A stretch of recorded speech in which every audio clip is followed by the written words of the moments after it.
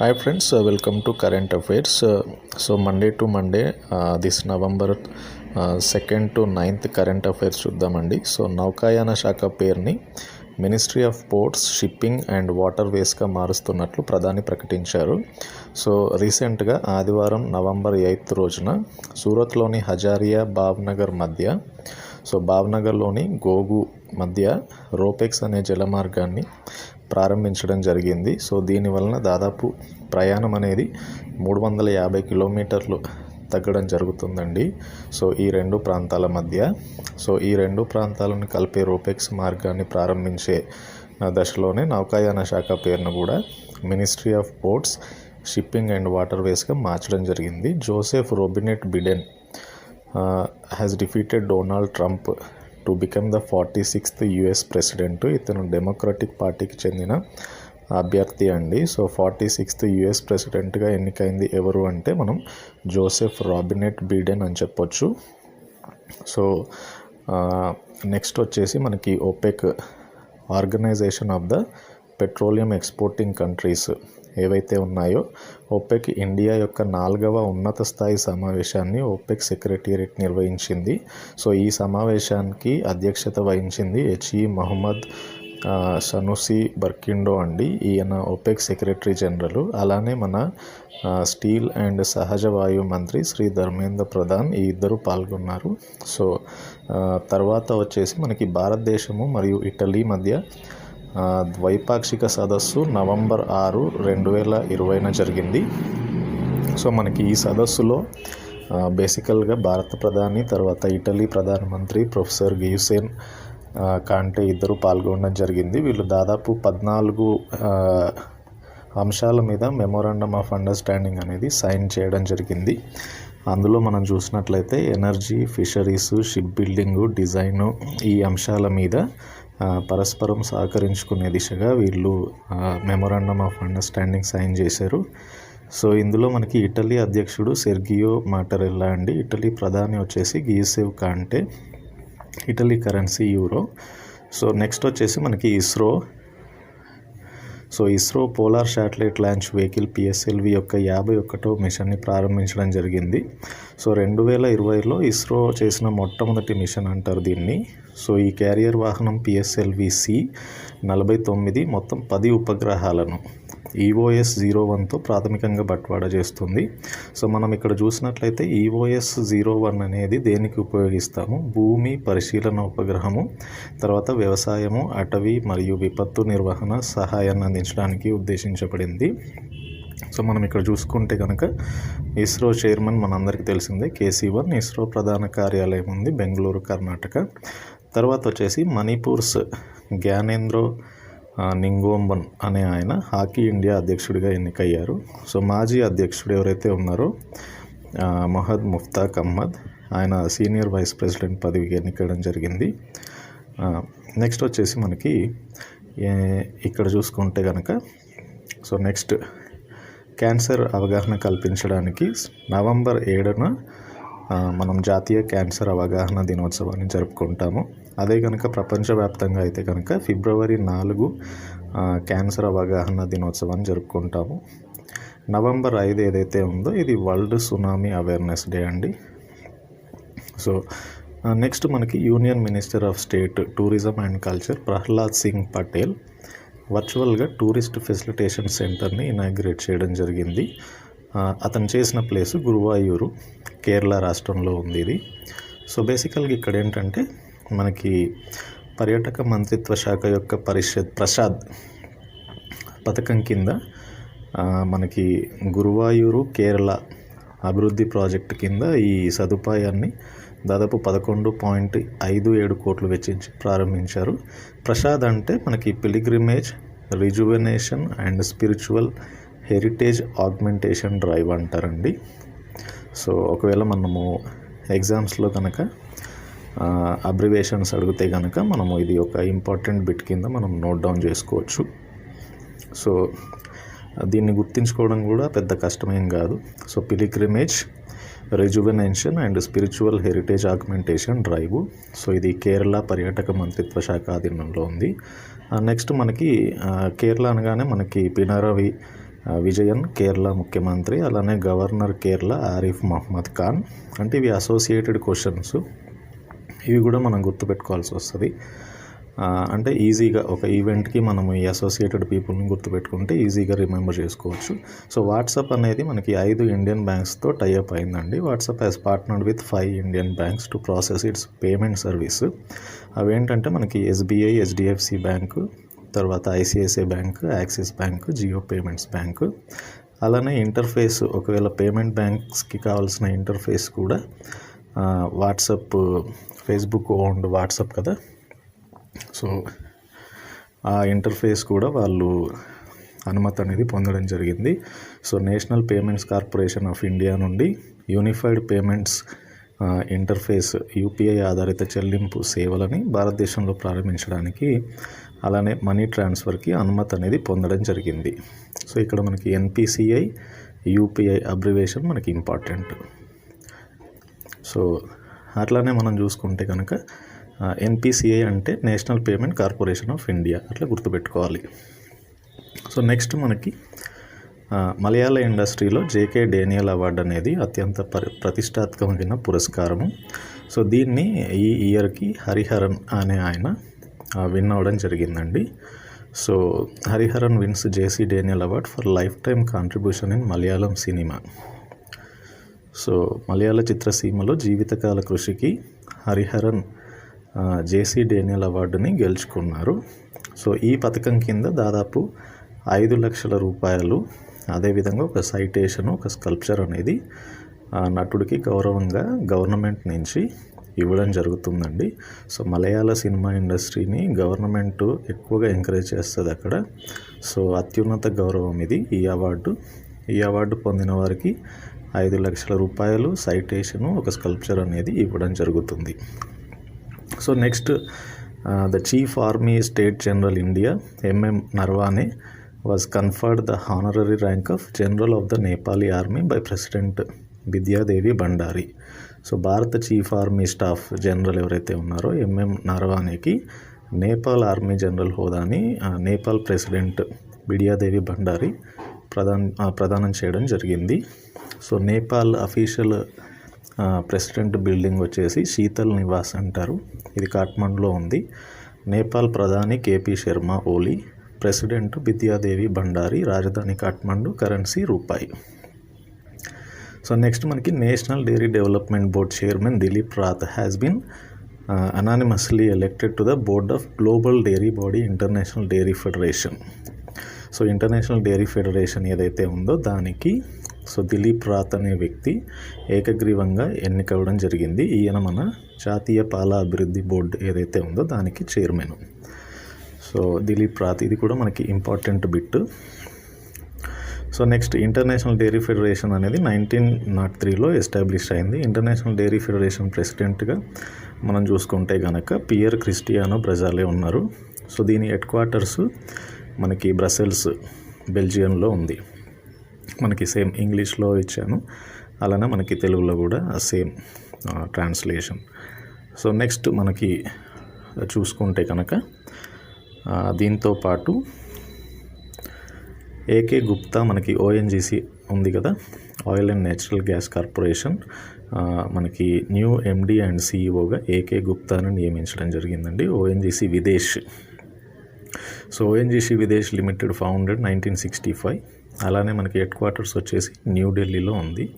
So ONGC మన దేశంలో చమురు రంగంలో ఉత్పత్తులతో పాటు విదేశాల్లో కూడా సేమ్ కాంట్రిబ్యూట్ చేస్తుంది. పీవీజీ మీనను CEO of electronic sector skill council of ఇండియాకి సిఇఓగా ఎలక్ట్ అవ్వడం జరిగిందండి. సో దీని ప్రధాన కార్యాలయం వచ్చేసి మనకి న్యూఢిల్లీలో ఉంది, electronic sector skill council of India. So we can say so ESSCI అంటారు మనకి అబ్రివేషన్లో చూసుకుంటే కనుక. తర్వాత వచ్చేసి మనకి ఇండియన్ అడ్మినిస్ట్రేటివ్ సర్వీస్ ఆఫీసర్ ఎవరైతే ఉన్నారో రాజీవ్ జలోటా. సో రాజీవ్ జలోటా అనే వ్యక్తి మనకి ముంబై పోర్ట్ ట్రస్ట్ చైర్మన్గా నియమించడం జరిగింది. So is appointed as a chairman of the Mumbai port trust. So అంతకుముందు చైర్మన్గా ఎవరైతే ఉన్నారో Mumbai port trust chairman Sanjay Bhatia, ఆయన జూలై 31కి పదవీ విరమణ చెందడం జరిగింది. And he is now the Lokayukta, Maharashtra లోకాయుక్తగా ఆయనను నియమించారు. సో నెక్స్ట్ మనకి హెచ్డిఎఫ్సి బ్యాంకు మనందరికీ తెలిసిందే, ప్రైవేట్ సెక్టర్ బ్యాంకులో one of the biggest bank. దాని చైర్మన్ రిటైర్ అయ్యారు. సో ట్యాగ్ లైన్ వచ్చేసి we understand your world. HDFC bank headquarters వచ్చేసి మనకి ముంబై, మహారాష్ట్ర. సో ఆదిత్య పూరి అండి ఆయన పేరు. సో నెక్స్ట్ మనకి సుశీల్ కుమార్ సింఘల్ 2000 సంవత్సరం బ్యాచ్ ఐఏఎఫ్ఎస్ ఆఫీసర్ ఎవరైతే ఉన్నారో ఆయన ప్రస్తుతానికి మనకి సోలమన్ ఐస్లాండ్ హై కమిషనర్గా కూడా ఎక్స్ట్రా డ్యూటీస్ అనేవి ఇవ్వడం జరిగింది. సో ప్రస్తుతం ఆయన పపువా న్యూగినియా అనే చిన్న స్వతంత్ర రాష్ట్రానికి భారత హై కమిషనర్గా పనిచేస్తున్నారు. సో దాంతోపాటు కూడా అడిషనల్ రెస్పాన్సిబిలిటీ, మనకి కాంకరెంట్లీ అక్రెడిటెడ్ అంటే అడిషనల్ రెస్పాన్సిబిలిటీగా మనకి సోలమన్ ఐస్లాండ్స్ని కూడా ఇచ్చడం జరిగింది. High commissioner of India Solomon ఐస్లాండ్స్లో. సో నెక్స్ట్ మనకి Indian diplomat doctor Neena Malhotra. So ఈవిడ 1992 బ్యాచ్ ఐఎఫ్ఎస్. సో ఆవిడ next ambassador to the Republic of San Marino. So ప్రస్తుతానికి she is the serving as ambassador of India to the Republic of Italy. So Republic of ఇటలీకి అంబాసిడర్గా ఉన్నారు. Additional responsibilities Republic of San Marino ambassador. ఇలా మనం గుర్తుపెట్టుకోవాలి. San Marino capital వచ్చేసి San Marino సిటీనే అది. So euro కరెన్సీని అక్కడ వాడతారు. సో మనకి నెక్స్ట్ చూసుకుంటే కనుక క్రికెట్లో వెస్టిండీస్ బ్యాట్స్మెన్ శామ్యూల్స్ రిటైర్ అయినారు అన్ని ఫార్మ్స్ ఆఫ్ క్రికెట్ నుంచి. అలానే ఆస్ట్రేలియన్ ఆల్రౌండర్ షేన్ వాట్సన్ కూడా రిటైర్మెంట్ అనేది ప్రకటించడం జరిగింది.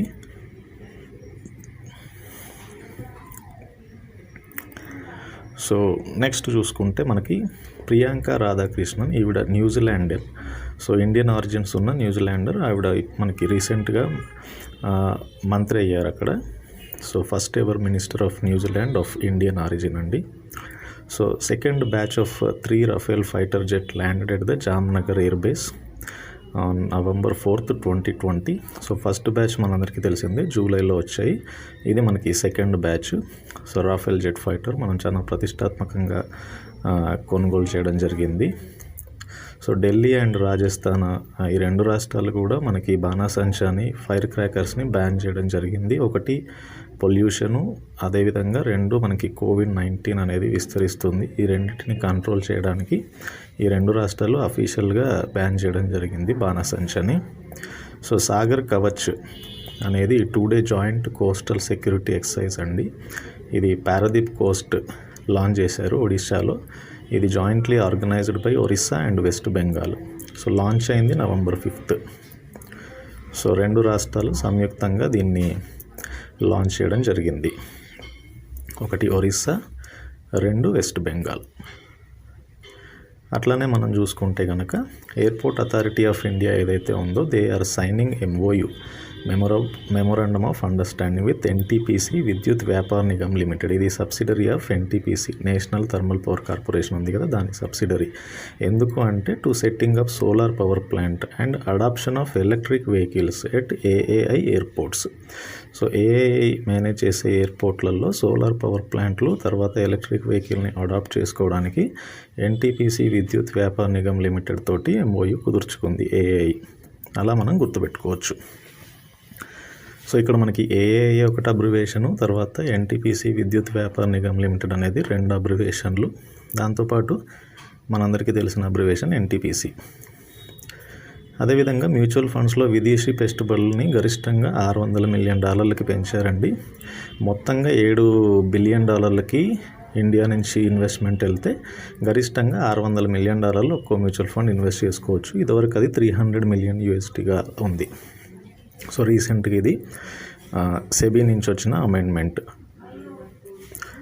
సెబీ అంటే మనకి securities and exchange board of India.